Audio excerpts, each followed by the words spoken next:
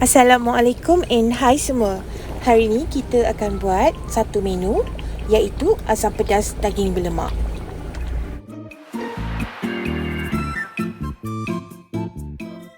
Bahan-bahan wajib ada untuk resepi asam pedas adalah cili kering,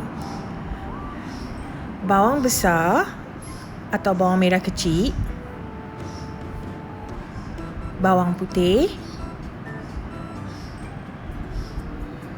halia, asam jawa dan juga udang kering pengganti belacan. Ini bahan-bahan yang wajib ada. Resepi yang lebih tradisional selalunya akan menggunakan kunyit hidup. Tapi pada saya ini lebih kepada optional sebab kadang-kadang kita tidak menggunakan kunyit hidup pun di dapur. Serai juga adalah salah satu bahan optional dalam asam pedas. Kalau ada, kita letak. Kalau tak ada, tak letak pun tak apa. Tak menjejaskan rasa. Serai-serai ni kita ketuk supaya pecah sedikit. Okey, kemudian kita akan masukkan ke dalam tumisan kita. Yang ini pula adalah daging yang telah siap direbus. Tujuan kita rebus daging ini terlebih dahulu adalah untuk menjimatkan masa sewaktu kita memasak.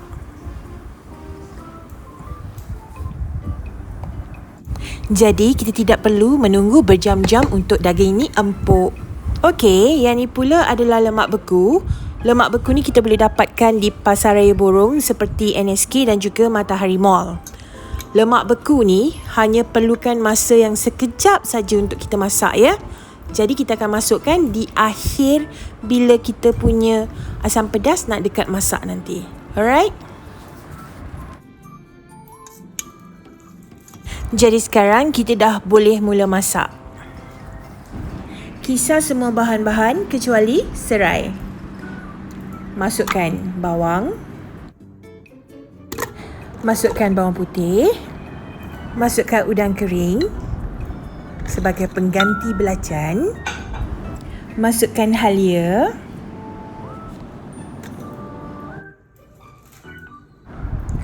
Cili kering. Dan juga kunyit hidup. Kita blend semua bahan-bahan ni sehingga halus.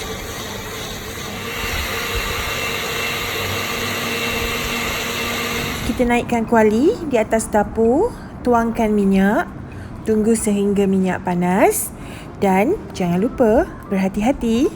Bila minyak dah cukup panas, kita tuangkan bahan-bahan yang telah kita kisar tadi. Sekali-sekala kita kacau. Tak perlu tunggu terus, tapi kena sentiasa tengok. Kita tak nak cili kita hangit.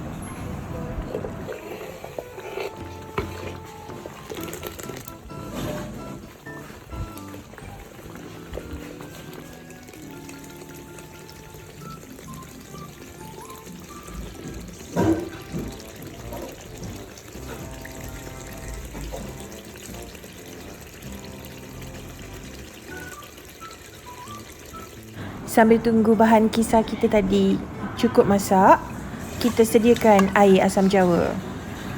Asam jawa, tambahkan air, gaul sebati sehingga tinggal biji. Pekat atau cair air asam jawa ni nanti Kak Ida letak dekat description box, okey? Macam mana kita nak tahu tumisan kita tu dah cukup masak dan dah cukup garing? Antaranya akan timbul minyak seperti dalam video ni dan juga hilang bau cili mentah. Dalam masa yang sama, tumisan ini akan naik bau. Masukkan serai ketuk tadi. Kacau rata tumisan kita. Bila tumisan dah cukup masak dan garing, kita masukkan daging rebusan bersama airnya tadi.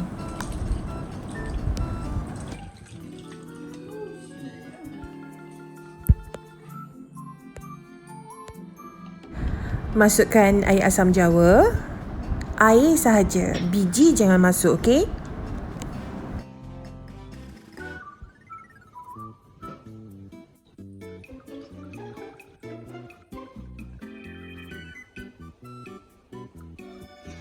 Kacau rata dan boleh kuatkan semula api.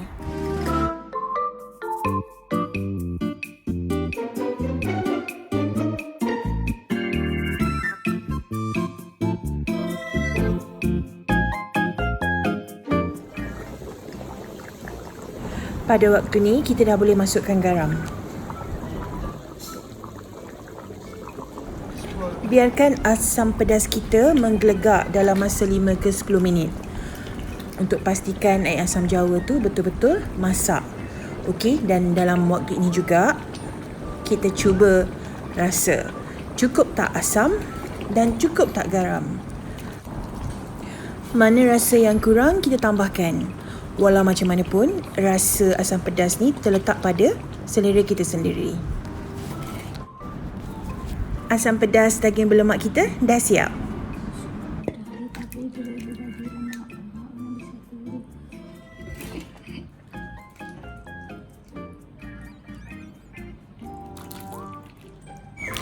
Asam pedas daging berlemak kita dah siap. Sedap dimakan dengan nasi putih panas-panas bersama telur dadah. Ataupun dibuat cicah dengan roti canai atau roti bengali waktu sarapan pagi esok. Sampai sini saja. InsyaAllah kita jumpa lagi. Selamat mencuba dan terima kasih kerana menonton. Assalamualaikum.